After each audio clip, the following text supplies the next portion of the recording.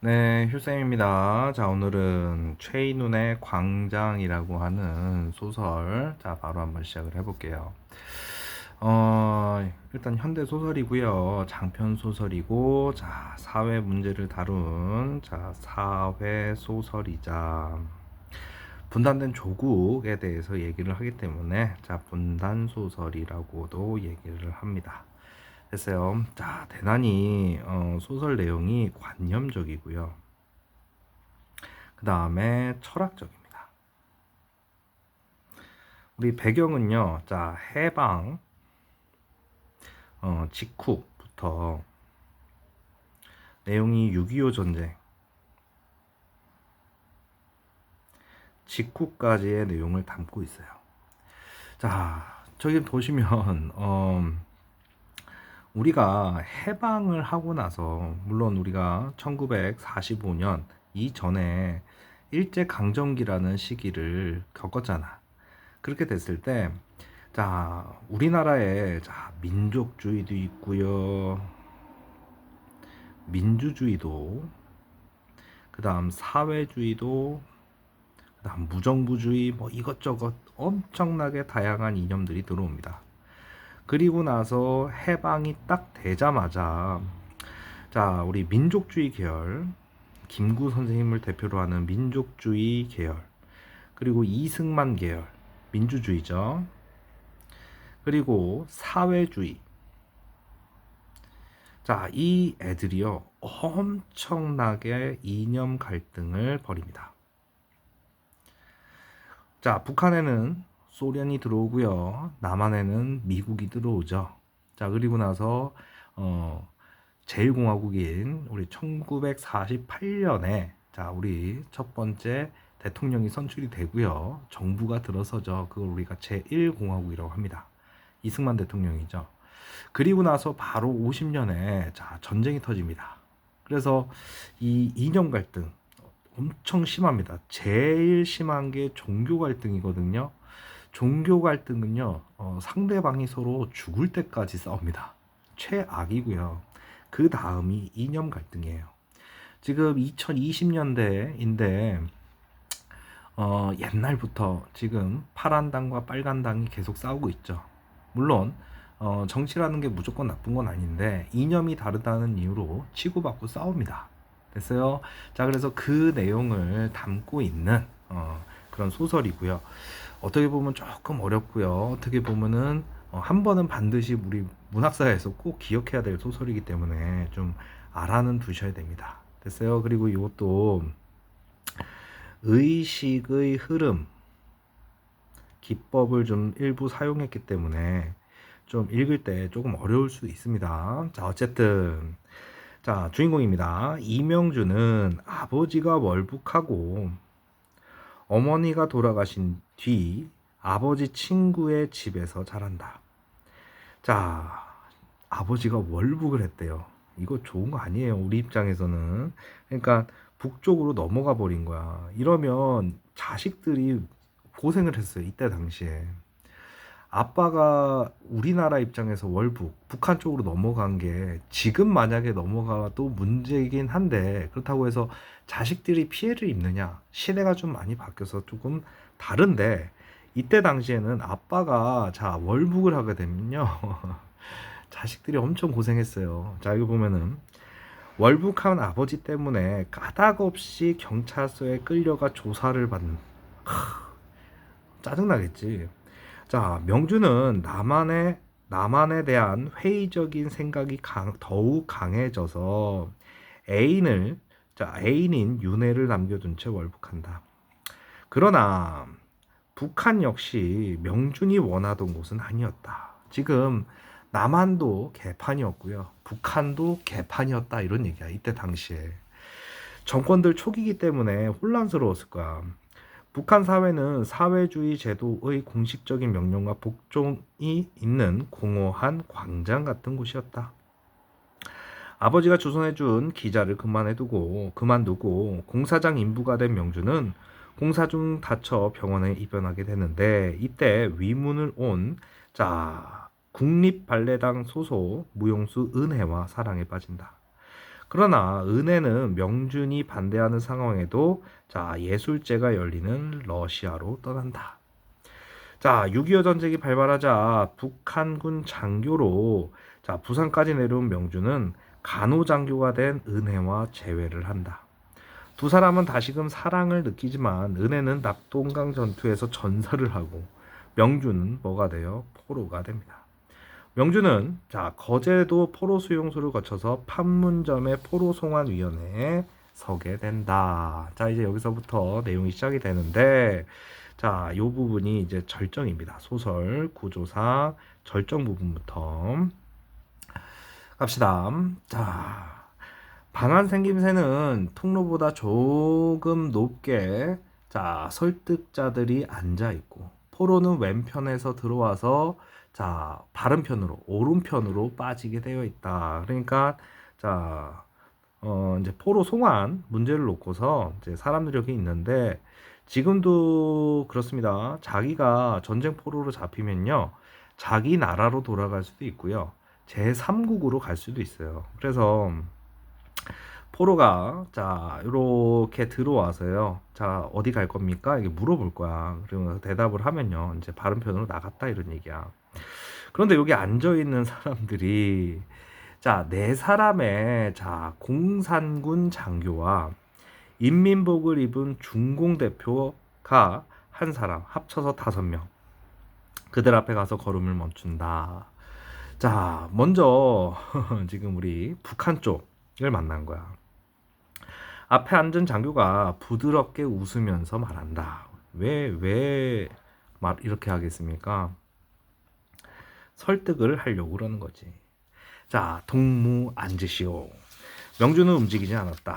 자, 명준은 뭐라고 대답하느냐? 자, 동무 어느 쪽으로 가겠소? 중립국. 이거 되게 이때 당시에 되게 센세이션한 그런 대답이었을 거야. 왜냐면 얘가 지금 북한군으로 참여를 해서 자 지금 전쟁 포로가 돼서 자 여기 포로 송환 위원회에 쓴 거야. 그런데 이제 자국 대표들 앞에서 자 뭐랍니까? 중립군. 왜냐면 저기 우리 앞에 줄거리 보면 남한 사회에서 실증을 느껴서 북한에 갔는데 북한도 이상한 거야. 그러니까 얘는 다른 데 가고 싶은 거야. 그들은 서로 쳐다본다. 이해를 못한 거죠. 당황한 거야. 그치? 사람들이 어디라고? 앉으라고 하던 장교가 윗몸을 테이블 위로 바짝 내밀면서 말했다. 동무, 중립국도 마찬가지로 자본주의 나라요. 굶주리가 번제가 우글대는 낯선 곳에 가서 어쩌자는 거요. 자 지금 이 북한군 측에서 지금 자본주의 국가를 까는 거죠. 됐어요? 그러니까 부정적인 측면 어떤 나라에? 자본주의 나라에. 그런데 또 중립국. 자 같은 대답만 반복합니다. 다시 한번 생각하시오. 돌이킬 수 없는 중대한 결정이란 말이오. 자랑스러운 권리를 왜 포기하는 거요? 중립국. 이번에는 그 옆에 앉은 장교가 나앉는다. 자, 동무. 지금 인민공화국에서는 참전 용사들을 위한 연금 법령을 냈소. 자, 동무는 자, 누구보다 일터를 먼저 가지게 될 것이고 인민의 영웅으로 존경받을 것이요. 자, 이게 무슨 말이야? 이 공산주의 사회는요 직업을 결정해줘요. 자 생계를 보장해줄게. 그러지 마. 그리고 너에게 명예도 줄게. 전체 인민은 동무가 돌아오기를 기다리고 있어. 고향의 초목도 동무의 자 개선을 반길 거요. 우리 개선 장군이란 말 있죠. 자 꼬시고 있습니다. 그런데 중립국. 자, 그들은 머리를 모으고 소곤소곤 상의를 한다. 처음에 말했던 장교가 다시 입을 연다. 동무의 심정도 알겠어. 오랜 포로 생활에서 제국주의자들의 간사한 게임 수에 자 유혹을 받지 않을 수 없었다는 것도 용서할 수 있어. 그런 연연은 하지 마시오. 공화국은 자 동무의 하찮은 잘못을 탓하기보다도 동무가 자 조국과 인민에 바친 충성을 더 높이 평가하오. 일체의 보복 행위가 없을 것을 약속하오. 동무는 자 또 꼬시는 거죠. 그치? 그러니까 너한테 보복 행위 없을 거다. 걱정하지 마라. 안심을 시키는 거죠. 그러니까 지금 설득하는 방식이 야, 저 자본주의 진짜 나쁜 거야. 그리고 두 번째는 야, 너 돌아오면은 먹고 살게 해줄게. 그리고 명예도 안겨줄게. 그리고 네가 포로가 됐다고 해서 보복하지 않을 거야. 자, 이때 당시에는 이랬어요. 근데 지금 현재 북한은요. 전쟁 포로로 잡혀서 돌아온다? 사형시킨답니다. 그러니까 어, 포로로 잡힐 생각을 하면 안 된다라고 교육을 계속 받는데 대단하지 않아요? 자, 어쨌든 자, 근데 또 중립국. 자, 이런 말을 해도 계속 중립국 얘기하니까 중공 대표가 날카롭게 무어라 외쳤다. 설득하던 장교는 증오에 찬 눈초리로 자 명준을 노려보면서 내뱉었다. 좋아. 눈길을 방금 도어를 열고 들어온 다른 포로에게 옮겨버렸다. 자, 지금 북한군 입장에서 중립국을 외치니까 처음에는 당황했어요. 그러다가 계속 꼬시는데 안 넘어오니까 증오로 바뀌었어요. 그리고 나서 뭐합니까? 포기해버리죠. 됐습니까? 자, 그래서 더 이상 설득하는 걸 포기해버립니다. 자, 아까부터 그는 설득자들에게 간단한 한마디만 되풀이 대꾸하면서 지금 다른 천막에 동시에 진행되고 있을 광경을 그려보고 있었다. 그리고 그 자리에서도 자기를 세워보고 있었다. 자, 자네는 어디 출신인가? 서울이군. 설득자는 앞에 놓인 서류를 뒤적이면서 중립국이라지만 막연한 얘기요. 제 나라보다 나은 데가 어디 있겠어. 외국에 가본 사람들이 한결같이 사는 얘기지만 밖에 나가봐야 조국이 소중하다는 건 안다고 하잖아요. 당신이 지금 가슴에 품은 울분은 나도 압니다. 자, 대한민국이 과도기적인 여러 가지 모순을 가지고 있는 걸 누가 부인합니까? 그러나 대한민국에는 자유가 있습니다. 인간은 무엇보다 자유가 소중한 것입니다. 당신은 북한 생활과 포로 생활을 통해 이중으로 그걸 느꼈을 겁니다. 인간은 또 바로 말 자르고 중립국 이래버리죠. 됐어요. 지금 이제 국군 이제 대한민국에서 이제 설득을 하는 거죠. 자, 조국애와 자유를 강조하면서 설득을 시작합니다. 허허허 강요하는 건 아닙니다. 자, 다만 내 나라 내 민족의 한 사람이 타양 만리 이주국 땅에 가겠다고 나서니 동족으로서 어찌 한마디 참고되는 이야기를 안 할 수 있겠습니까? 자, 우리는 이곳에 남한 2천만, 이때 당시에는 2천만이었나 봐요. 지금 우리 5천만이죠. 조금 줄어들긴 했지만. 자, 그러면서 동포의 부탁을 받고 온 것입니다. 한 사람이라도 더 건져서 자, 조국의 품으로 데려오라는 또 말처럼입니다. 중립국. 자, 그러니까 지금 명주는 말도 길게 하고 싶지 않은 거야. 그래서 계속 중립국. 자, 당신은 고등교육까지 받은 지식인입니다. 조국은 지금 당신을 요구하고 있습니다. 당신은 위기에 처한 조국을 버리고 떠나버리렵니까? 또 중립국. 자, 지식인일수록 불만이 많은 법입니다. 그렇다고 지금 이 두 번째에서는 지금 뭐예요? 자, 감정을 지금 호소하죠. 감정에 호소해서 꼬시고 있는 거지. 자, 그래놓고 마지막에는 요럽니다. 자, 그러나 그렇다고 제 몸을 없애버리겠습니까? 종기가 났다고 말이죠. 당신은 한 사람을 잃는 건 무식한 사람 열을 잃는 것보다 더 큰 민족의 손실입니다. 당신은 아직 젊습니다. 우리 사회에서 할 일은 대상 같습니다. 나는 당신보다 나이를 약간 더 먹었다는 의미에서 친구로서 충고하고 싶습니다. 조국의 품에 돌아와서 조국을 재건하는 일꾼. 당신이 지식인이니까 너의 역할이 있다. 그 역할을 충실해야 하지 않겠니? 자, 이렇게라도 지금 꼬시고 있는 중이에요. 자, 대주십시오. 낯선 땅에 가서 고생하느니 그쪽이 당신 개인으로서의 행복이라는 걸 믿어 의심치 않습니다. 나는 당신을 처음 봤을 때 대단히 인상이 마음에 들었습니다. 또 개인적인 친근감까지 동원하면서 나는 동생처럼 여겨졌다는 말입니다. 자, 만일 남한에 오는 경우에 개인적인 조력도 제공할 용의가 있다. 계속 꼬시는 거죠. 자, 어떻습니까? 자, 명주는 고개를 쳐들고 반듯하게 된 천막 천장을 올려다본다. 한층 가락을 낮춘 목소리로 혼잣말을 외듯 나지키 중립국. 자, 설득자는 손에 들었던 연필 꼭지로 테이블을 툭 치면서 곁에 앉은 미군을 돌아볼 것이다. 미군은 어깨를 추스리며 눈을 찡긋하고 웃겠지.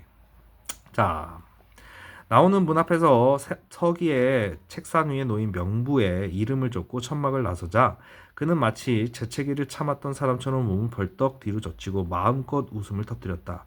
눈물이 찔끔찔끔 번지고 침이 걸려서 캑캑거리면서도 그 웃음을 멈추지 않았다. 뭐 이런 얘기잖아, 그렇지? 그러니까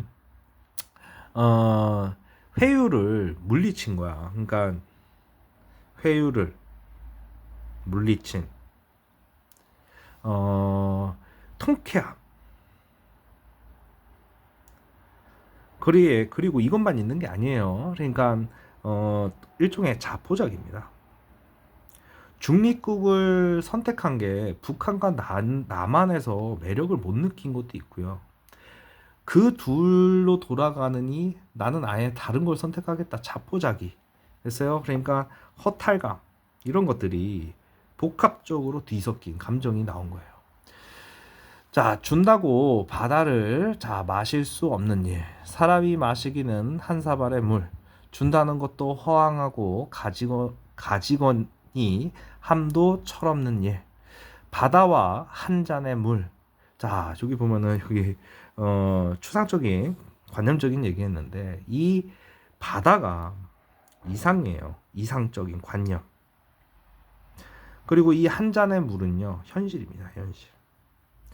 그 사이에 놓인 골짜기와 눈물과 땀과 피, 그것을 셈할 줄 모르는데 잘못이었다. 그것을 셈할 줄 모르는데 잘못이었다. 그러니까 당대, 그러니까 이 시기에 사람들한테 놓인 현실 인식이에요. 그러니까 뭘 선택해야 될지 모르는. 됐어요? 거기다 전쟁도 벌어져가지고 됐어요? 자, 세상에 뒤진 가난한 땅에서 자란 자식, 노동자의 슬픈 환상, 과학을 믿는 게 아니라 마술을 믿었던 게지.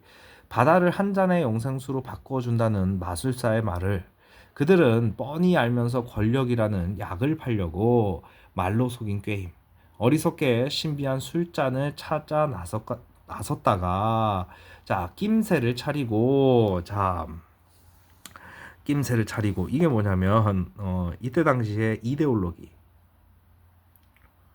사회주의냐 자유민주주의냐 이런 이데올로기에 대한 이런 것들이 허상이었다.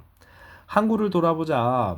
그들은 항구를 차지하고 움직이지 않고 있었다. 그러니까 이런 것들을 강조하면서 권력은 누구야? 권력자들은 그들이 북한이든 남한이든 그 권력자들이 권력을 차지해서 군중을 속인 거야. 그러니까 거기에 열받은 거지. 참을 알고 돌아온 바다의 난파자들은 그들은 감옥에 가둘 것이다. 못된 균을 옮기지 않기 위해서. 그러니까 사실을 아는 사람들은 탄압을 하는 거야. 그러니까 권력자들은 사실을 숨기기 위해서 뭐 하는 거예요? 진실을 아는 사람들을 탄압하는 그런 구조가 될 거다. 그러면서 명주는 석방대포로 30명과 함께 중립국인 인도로 가게 된다. 인도의 선박 타고르호에 탄 그는 될 수 있는 대로 단순 노동을 하며 살리라 마음 먹고 새로운 삶을 꿈꾼다. 그러면서 그러나 배를 따라오던 갈매기 2마리를 은혜와 자신의 딸이라 생각하고 지난 날을 돌이켜보게 된다. 결국 명주는 마카오 근해에서 몸을 던지고 만다. 되게 비극적인 소설이죠. 자, 전체 내용을 읽어보면요, 조금 어렵고 어려울 수 있고 조금 재미가 없을 수도 있는데 기회가 되면 꼭 한번 읽어보기는 해야 될 소설이기는 합니다. 전문을 한번 읽어보시면 참 좋을 것 같은데, 자, 갑시다. 명주는 지금 현재 어떤 상황에 놓여 있습니까? 자, 6.25 전쟁을 통해서 뭐가 됩니까? 포로가 되죠. 됐어요. 그러면서 포로 송환 위원회에서 너 어디 갈 거니를 물어본 거야. 어디 간다 그랬어? 중립국을 선택하는 거죠. 자, 명준을 설득하는 북측과 남측의 논리예요. 자, 그러니까 북측에서는 첫 번째 자본주의의 부정적 측면을 먼저 얘기했어요. 그러면서 자, 너에게 연금 법령, 연금이 나올 거고, 그치? 영웅 대접해줄 거다. 그리고 나서 보복 행위는 절대 없다. 자, 남측 설득자는요. 자, 첫 번째로 남한에는 자유가 있지 않니? 그렇지? 그리고 나라의 재건에서 지식인들이 필요하다. 너는 지식인이지 않니? 됐어요. 그리고 세 번째로 친근감을 표시하면서 개인적인 자 조력도 해줄 수 있다. 뭐 이런 얘기를 했었어요. 그러면서 명준이 천막을 나오면서 웃음을 터트린 장면이 있잖아. 그러니까 이거를 남과 북의 회유를 자 모두 다 거절한 것에 대한 통쾌함. 그치? 그것뿐만 아니라 중립국을 선택할 수밖에 없었던 현실, 그거에 대해서 스스로 비웃는 거를 우리가 자조라고 합니다. 자조. 그치? 그것도 비애가 담겨져 있습니다. 그 다음에 허탈감도 같이 복합적으로 작용이 한 거예요. 자, 다음 구절에 바다와 한 사발의 물. 아까 선생님 얘기했는데, 자, 바다라고 하는 것은 이념이에요. 이념. 거창하지만 허황하고 관념적인 그런 대상이에요. 그런데 이 한 사발의 물은요, 실제적으로 지금 현실에 필요한 것. 이 둘의 간극이 엄청 큰 거지, 이 당시에. 됐어요? 그러니까 현실과 이상의 괴리감, 거리감 이렇게 해도 되고. 그래서 이 자체가 이 당대 현실이 그만큼 힘들었다 이런 얘기예요. 됐어요? 자, 당대 현실을 비판적으로 인식하고 있다는 걸 보여주는 거죠. 됐습니까? 자, 3번 보겠습니다. 다음 글을 읽고 광장이 지닌 문학사적 의미를 생각해보고 명준의 선택이 어땠는지 한번 보세요. 자, 광장은 흔히 4.19 혁명이 낳은 작품이라고 평가된다. 4.19 혁명은 1960년대 자 독재 정권, 우리 이승만 정부죠. 부정부패에 저항하여 학생과 시민이 주축이 되어 일으킨 혁명, 이게 4.19 혁명이죠. 현대 한국 민주주의 발전의 원동력이 된 중요한 사건이다. 자, 광장에서 자 명준이 남북을 넘나들며 양진영의 체제와 이념을 비판적으로 바라보고 결국 중립국을 선택하는 과정을 사실적으로 그릴 수 있었던 것도 4.19 혁명이 가져온 자유로운 사회 분위기. 그러니까 이 이전에 쓰여졌다 그러면 출판도 안 될 수도 있어요. 그래서 그러니까 광장이 나올 수 있었던 거는 4.19 혁명 이후에 자유민주주의가 널리 퍼져서 그렇다 이런 얘기죠. 자, 그러면서 4.19 혁명은 역사가 갑자기 큰 조명등 같은 것을 가지고 우리 생활을 비춰준 계기가 되었기 때문에 덜 똑똑한 사람도 총명해질 수 있었고, 영감이나 재능이 부족했던 예술가들도 갑자기 1급 역사관이 머리에 떠오르는 것 같은 분위기였다. 그렇기 때문에 나는 기회가 있을 때 마다 광장은 내 문학적 능력보다 시대의 서기로서 쓴 것이라고 말하곤 한다. 자, 그러니까 요거는 뭐 자기가 느낀 거를 써주시면 되죠. 그치? 그러니까 전쟁이 끝나고 나서 이념에 대해서 뭐 소설에 담는다. 대단히 힘든 일이에요. 됐어요? 그러니까 어, 4.19 혁명이 일어난 이후에 이런 소설이 나오면서 이제 현실인식. 자, 그거를 비판적으로 할 수 있는 그런 상황이 됐다. 그런 소설에서 의미가 있다. 됐어요? 그리고 여기서 뭐 북한이 좋다, 나쁘다, 막 이런 식으로 직접 대놓고 얘기한 게 아니기 때문에 우리 독자들로 하여금 스스로 한번 생각을 해볼 수 있는 그런 기회도 가질 수 있는 거겠죠. 됐습니까? 자, 그래서 여기까지 하고요. 3번은 뭐 자기가 여기 보면 6.25 전쟁과 관련 있는 영화 뭐 한번 여러 가지 한번 보시면 되고요. 많습니다. 뭐 웰컴 투 동막골, 뭐 고지전, 뭐 태극기 휘날리며 막 이런 거 있어요. 영화들 한번 기회 되면 보시고요. 자, 자기가 가진 자습서 평가 문제집 가지고 꼭 마무리해 주시길 바랍니다. 공부는 꼭 마무리를 하셔야 돼요. 자, 유쌤입니다. 시험 잘 보시고요.